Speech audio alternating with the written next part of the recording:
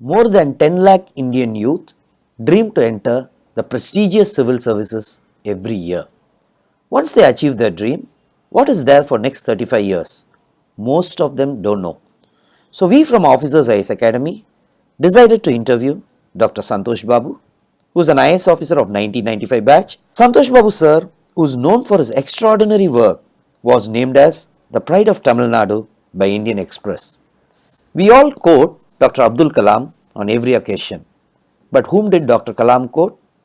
When Dr. Kalam was addressing the nation on Civil Services Day, he quoted Dr. Santosh Babu IAS as the role model district collector of our country. This interview of Dr. Santosh Babu IAS will not only be useful for civil service aspirants across our country, but also for a common man to know what is civil service. Sir, today there are enough opportunities for the youth. There is a Make in India program, enough entrepreneurship opportunity. Why they should join civil service? What is there in civil service? See, civil service is all about leadership. Not as if leadership is not exercised in the private sector or in any of the startups. Everywhere leadership is exercised. But probably, what a young man or woman is looking forward to is bigger canvas. See, as a doctor, let's assume that you're a doctor in a hospital. So your canvas is limited to the number of patients that you treat. But suppose you are in public health program as a doctor, your canvas is slightly bigger. You can speak to a large number of people about public health, about the importance of personal hygiene, etc. But let's assume that you're a civil servant, you're the head of a district and you're heading a district, or you're the health secretary. Your canvas is much bigger. So all these jobs which offer leadership positions, which are not in the civil service, give them the option of also extending the canvas by getting into the civil service. So it's a wider canvas which I think attracts the younger people. And I think anybody who feels that they have the potential to lead and they have the right attitude and aptitude to lead an organization or a district or a state, I think should definitely try for this because it tests the limits of your leadership. Sir, today if you see everyone, whether it's middle class, lower middle class or upper middle class, for them this IAS or IPS, that is a big dream. Everyone want to become, everyone want to go, because that is the highest a country can give through merit. No, but all have the doubt whether I can become an IAS officer. What qualities do you think are required for one to become a civil servant? See, before answering the question, I certainly feel that this is an examination which tests you rigorously. So whether you get into the IAS or IPS or IFS, I think any young man or woman should take this exam because it necessarily prepares you to be more disciplined, to see the world in a different perspective, to have opinions developed on your own. So that's one part of it. So second is, there's this glamour attached to the IAS, IPS, etc. Partly because films glamorize these positions, and partly because a lot of officers have done outstanding work, which comes in the media, etc. So people get enamored by it. Third, I personally feel is a feudal mentality, that if you get to that position, then you exercise power. To me, it's a combination of all these things. But more importantly, if you have the right attitude that you can serve society without expectations on a bigger canvas, I think that should be what should drive you to get into this. Not because it's a glamorized role. It's not really glamour. There's a lot of hard work. As you yourself are a civil servant, you know that it's a lot of hard work, a lot of discipline, a lot of communication with all kinds of constituents, right from the poorest to the poor to the richest to the richest. The canvas is huge. That's why I'm saying the spectrum is huge, and you get a 360-degree angle view of the world, as it were. Sir, now the youth across India, especially rural India, now they all see this post of district collector. Okay, for them, IAS means it starts and ends with district collector. As an aspirant, I am talking. Right. Now, for them, yes, this district collector post for which they are all joining. Now, if you see, even at the time of interview, personality test, they ask, as a district collector, what you can do. No, most of us just see films and they cannot say this, it cannot be a real district collector. So, what a person, what a civil servant, what a district collector can do. Why I am asking you is, we all know that you were named as the role model district collector by none other than Dr. Abdul Kalam for the entire country during Civil Service Day in 2011, if I remember. 2012. So, 2012. So, what a person can do as a district collector? See, district collector by design is considered to be a leader in the district. So he's heading the district. In a political setup, probably that's not the same in Kerala and many of the states where politicians or political personnel take higher stage.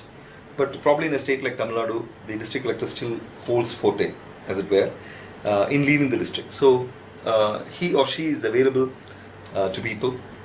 He or she is heading many departments, converging the funds, functions and functionaries of many departments together to achieve a bigger goal. So you look at any sector that you see in a district. You look at child labor, you look at education, you look at health, you look at labor, you look at any aspect of human existence. The district collector has a role. Not necessarily because he is head of that department. By tradition, by default, he has a moral authority over all the functionaries of the district. Although many of these, for example, health department actually speaks to the director of health or director of public health or health secretary. But the district collector really oversees this. And if you look at the top level, the ministers, the honorable ministers, the chief minister, etc., interact with the district collector because he has a bird's eye view of the whole district. So that's what actually makes this position a little glamorous. But it's a lot of hard work. If you look at monthly, the number of monthly meetings a collector has to conduct, it's around 74 statutory meetings that a collector has to conduct, and it spans all departments. So it's a lot of being systematic. It's being the ability to get to the roots of the issues, ability to take decisions then and there, ability to interact across a wide spectrum, not only with the government servants, with people's representatives, with non-governmental organizations, with all kinds of people. So this gives the district collector not only the bird's eye view, it gives him a lot of experience across the board, which makes him a unique creature. So that's the reason why everybody says, oh, district collector is such a... But he himself knows, he only knows what all he goes through.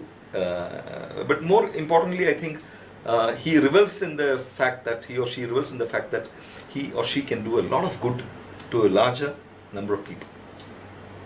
Can you tell us one incident as a district collector? You thought, yes, for this I became IAS, I am happy because of this particular incident. Any such incident? No, in my career of 21 years, I think I have done a large number of innovations and transformations. But one of the things which stays with me, will stay with me for a long time, is the back to school program. Because I personally feel that more than quality, I feel quantity is important. A student out of school, even if that school is not a very high quality driven school, a student out of school is still a liability for society. So any student has to be back in school. Second comes quality. So with that in mind, and I was also one of the first IAS officers appointed by any government in India to end child labor, and where we started tracking children, etc. So when I became collector of Krishnagiri district in 2006, I found that the different organs of the education department were working at cross purposes. For example, the SSA was doing its job in infrastructure, etc., etc. The child-friendly village planning of UNICEF was doing a different thing. The child labor department was doing a different thing. They were all not really at cross purposes, but they had their own silos and they used to work together. So one important thing which I did was to bring all these people together and said that the only reason why we should exist is that last mile child should be in school. You do according to your department's directives, I have no problem. But let's work towards that last mile child who should be back in school. So that's how we started this back to school program, where we brought back every out of school child. And it's very easy for a district collector during what is called an enrollment drive to bring back children. Every child will come to school. But after 1 week, you will find that 90% have dropped back. That's because you have not addressed the issue of why they are not why they are dropping back. So 3 things we did was we created what's called the village volunteer force.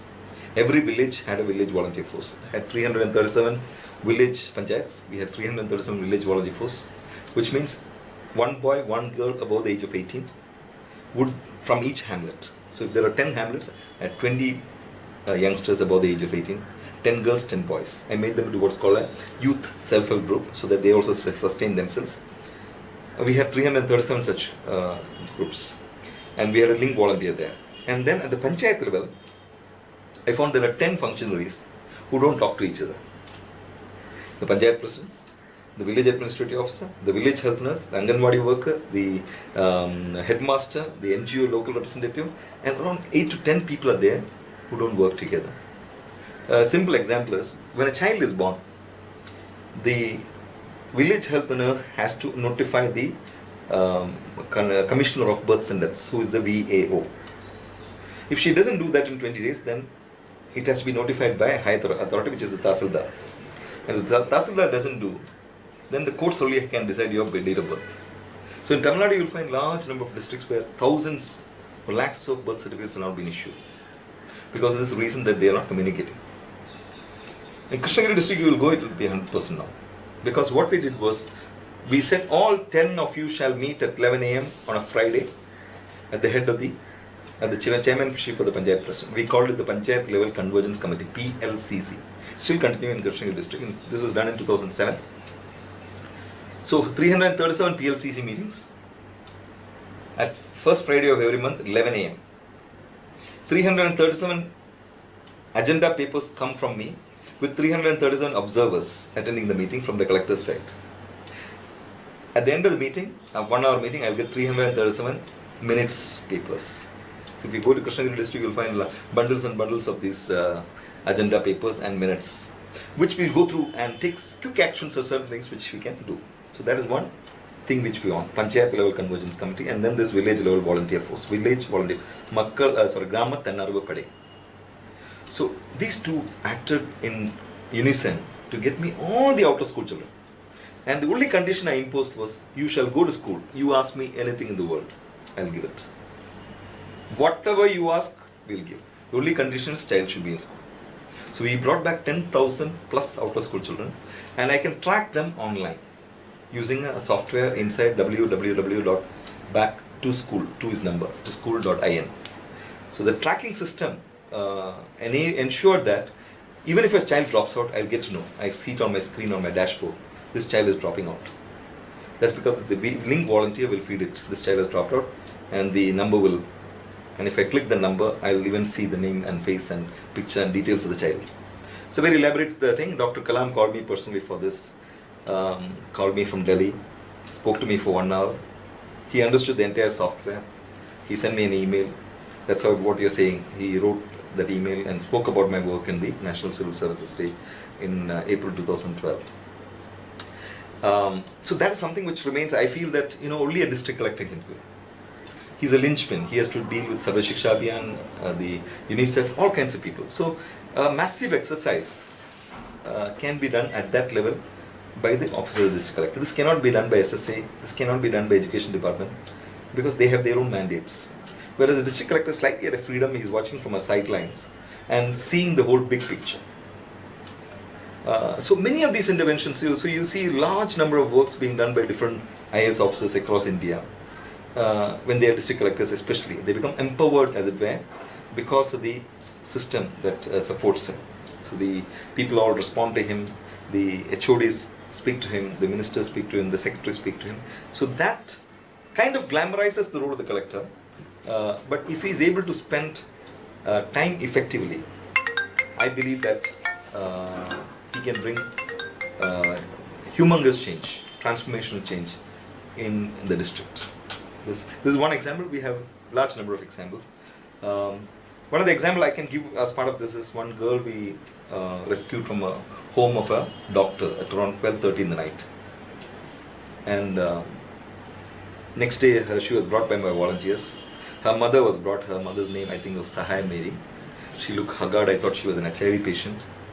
So we asked her, what would it take for you to send the child to school? And in 1 hour, 1 hour, and this is routine in Krishnagiri district. When I was collector, 1 hour we gave her a ration card, a house site patta, a house worth 75,000 rupees, and a noon meal worker's job. It's a government job. All 4 were given in 1 hour. And this is extremely routine in Krishnagiri district. Nobody is reporting it across the state or across the country, because we were giving it as a matter of routine. That's because the collector wanted it. That's because I'm using the powers vested on the district collector. It's not about me. Of course, I had the intent. But when I look at it, a widow's child. So why can't the widow be given a widow's pension? A physically handicapped child, why can't you give a physically handicapped? Everything is at the disposal of the collector. And Tamil Nadu is one state where the government gives everything almost free so that people can progress. So take advantage of those things and make progress. And this can be massive progress. This child called me when I was in 2012 and said, "Sir, I have passed my 10th standard, 380 marks." That's been quoted by Dr. Kalam in a speech. So that was the happiest day in your life then? That is obviously the happiest day when, it's like, when she called, when Dr. Kalam mentions it, speaks to me for 1 hour. I feel that, that's the greatness of the man. That he can come down to the level of an ordinary IAS officer and speak to him in his language and try to understand. Many of the people don't try to understand what this guy is doing, what that guy is doing. There are many interesting ideas being done by many of our officers in the state and across the country. I feel that good practices and best practices have to be emulated, cut and pasted across the country. That's what Singapore does. When Singapore was evolving from a mafia state to what a nation state it is today, it is a mafia-driven country. But one man thought, and he gave the mandate, you go across the world, bring the best practices, cut, paste it in, or improve it. Don't reinvent the wheel. So what happens in many of the government programs, we reinvent the wheel a lot. And there's a lot of time, money, energy wasted on these things. Sir, again, coming across, you were telling that 74 meetings, statutory meetings. Now, meeting as such, there are only 30 days in a month, but 74 meetings. Apart from that, a collector has routine so many other jobs. Now, how you manage the time? Because again, as a civil service aspirant also, they have different types of subjects. They have to read, revise, optional, this, that. So, how do you manage the time? This is an interesting thing, and I'm very happy that you're asking me this question. Because 74 meetings and 30 days, virtually impossible mathematics. But what I did was, my interest was in traveling, being with people, seeing people, inspecting, the Anganwadis, the ration shops, everywhere. I had to be all around. So what I devised, and that's probably not been done across anywhere. You take the example of health department. There are 12 meetings. So what happens is that the same people have to come for the 12 meetings. So generally what collectors will do is he'll put some 4 meetings today, 4 meetings next week, 4 meetings another week.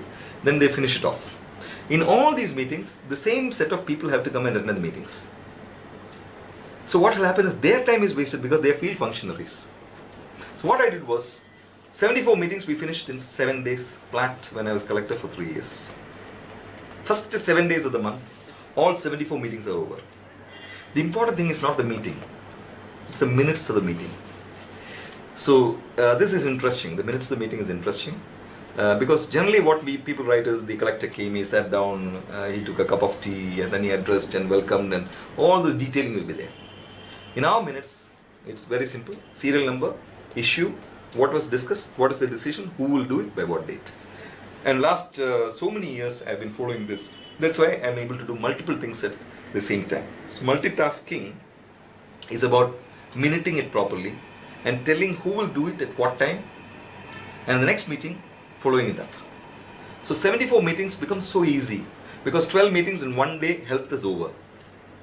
Development, that day, all the rural development, Mahali Thittam, everything is over. Revenue, law and order, backward classes, Adira welfare, everything is over.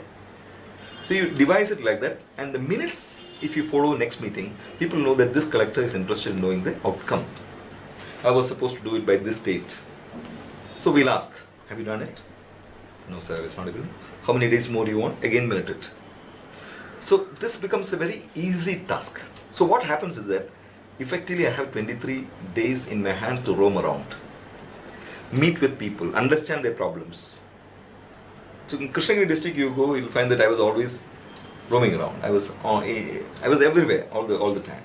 That's because I think I devised a meticulous mechanism of managing my time very effectively, and ensuring that things happen. And the team is so good. The teams are outstanding. They look for good leadership. You provide good leadership, they are more than Tamil Nadu government servants are the world-class servants, government servants. They can be co-opted to the most challenging task. So I have absolute great regard for my people. Our government servants. They're really outstanding. Sir, again, now a lot of engineers today, they're all applying. Now one common question every engineer who goes for the interview stages, how you use your knowledge as a civil servant? Now why I am asking you is, you are a doctor, definitely I also know. However, you were an IT secretary, and we heard that a lot of technological changes you brought in, or innovations, whatever. Now as an engineer, or what as a civil servant, what are the new things they can bring in? See, this is a journalist job. Like a politician's job, IAS officer's job is also journalist. And I don't think in a long time you can change it. People say parallel you have to bring in, all those are welcome. But a leadership position shall always be journalist, will always be journalist, because you need to have the bird's eye view.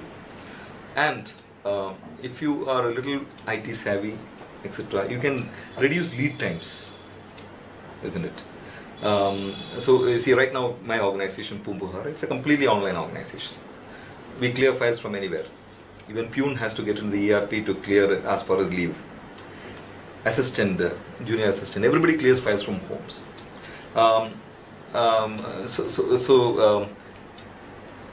You can't program yourselves to be a particular thing. You have to be everything at every time. Okay, so at one point of time you are reviewing health. So you need to understand health. At some time you are reviewing rural development or industries or IT. So you are a jack of all trades in a sense. You are really a master of none, but you can ask the right questions. So an IAS officer, to a large extent, even if he's an engineer, doctor, etc., has to unlearn his specialization and learn management skills. It's about people management. It's about managing functionaries, funds and functions. So if we are able to understand that you are not a specialist, but a journalist who can manage specialists, that much more better. So it can be, there are many dental doctors who are becoming, there are many doctors who are becoming, there are many nurses who are becoming IAS officers. So once they get in, the whole perspective changes. They sit in a seat, but there's the big picture that they see. But the only good thing is that probably, let's say I'm a doctor and I become a health secretary. I may become a good health secretary, better health secretary than an engineer health secretary. But I'm not saying that if I were in IT or I will be a bad thing. It all depends on how you view things. One day, as an IAS officer, I'm not talking as a district collector, one day, which you want to erase from your, because every IAS aspirant always see the other side. There is also a negative side, something which, if at all you can, something which you do want to erase, or if you say already erased, I don't want to ask. Nothing. Every day of this life as an IAS officer has been interesting. Because I come with no expectations, no personal agenda. I look at everything afresh. I'm a good listener. I listen to my people, my staff, right from the Pune to the top. I listen to my bosses. So every day is a challenge and every day is an opportunity. So if you look at it that way, many of these things will not happen. Of course, there are times when you get into a spat with a senior or a junior or a politician. But those are the, occupational hazards. It may happen. But over a period of time, you're not a greenhorn anymore. Over a period of time, you understand that probably that's not the best way to deal with a politician so you change. So one of the things you learn on the way, because you are in this hot seat, is that you can manage your bosses, you can manage your politicians, and they will also be still happy with you. So there are many issues which one has, for example, my ACR marks was reduced from 9.5 to 4 by minister.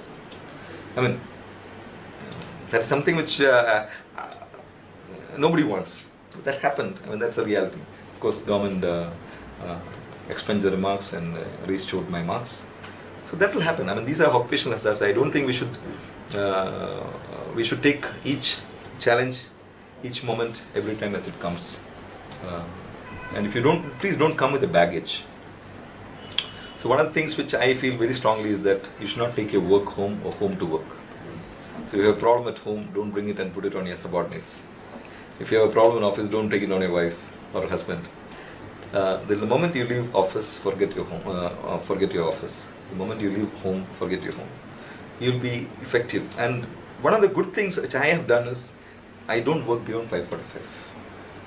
And I don't allow my subordinates to work beyond 5:45. Because we are all like mobile phones, we need to recharge and come back. At least I have a vehicle, I have a chauffeur, I have a persons to take care. What about the ordinary woman who's an assistant? She has to take care of her husband, children, make food, then they come on time, etc. So it's a lot of expectations that come with her. So best thing is the 10 a.m. to 5:45, if we can effectively use. And make big transitions, big transformations, not incremental changes. I'm totally against incremental changes. But one of the negative things which I feel is that many of the transformations I do sometimes are dumped by my successors. And that's something which I'd like to erase, frankly. So because you feel you're very passionate about things, you're done with a lot of heart, passion, and you created such marvelous thing, and suddenly it's dumped, and that creates a lot of heartburn, a lot of pain, a lot of sadness, sorrow in you. That's one thing probably I'd like to raise. Now this interview of you will be seen by some student, maybe in some rural area in Bihar, UP, Tamil Nadu, Andhra. Now all with that aim of getting into IAS or IPS or IFS, whatever their dream service. This is my last question to you. What advice or suggestion, something you want to tell the next generation or maybe your would-be younger IAS or IPS officer in future? There's nothing like this civil service for nation building, nothing like it. I mean, you can't ask for any other job. If I were a doctor, yes, I would have had a certain canvas, but this is a huge canvas on which you can paint different things depending on your perspective. This is one place where you can do maximum good or maximum damage or in between. It's your choice. But if you are a patriot, if you love your nation, if you love your people, and you feel that there are lesser mortals, in a sense, for whom you should work or live for, in this one great area, because you can make massive changes in their lives. Whatever you grow, you gain out of it is an extra for you. You got already the position, you get good salaries, and you get respect, reputation, etc. But for them, it's a massive change, and you should never think that you came into service because you wanted to grow personally in the system. You came into service because you are living for somebody else, and the somebody else is our countrymen. And when you live for a countryman, there's nothing like that kind of reward, which is the happiness and the joy that you get out of it. So, for a young man or woman who comes into this service, I feel that if you have the patriotic bent of mind, and if you feel that, yes, I have a destiny for my country, then this is the service to come into. Never have obstacles on your way. Clear all obstacles. Work hard, study hard, pick your optionals carefully, discuss with people like Israel, discuss with a lot of others, come to a conclusion, what is it that you want to do for your country? Then you'll be clear. And as Gandhiji said, think about the poorest man's face when you have a problem. So we still keep talking about poverty. Someday I would like to see the word poverty taken out of our dictionary and prosperity written on it. So someday we should have the prosperity line to which all our countrymen should reach. Thank you. So thanks a lot, sir, we know you are a very busy person. Despite that, you spared us some time. Especially once I told that we want you to have an interview for civil service aspirants immediately with the full enthusiasm. You joined us. Thanks a lot. I have to thank Israel also. Is is a mighty warrior. I mean, he's an amazing IAS officer who went to the West Bengal cadre, but for personal reasons he quit. He's a role model. People across India, students who are trying to civil services should look at him, take a leaf out of his life, and lead such ventures, come into IAS, do good things for our country. Thanks a lot, sir. Thank you, sir.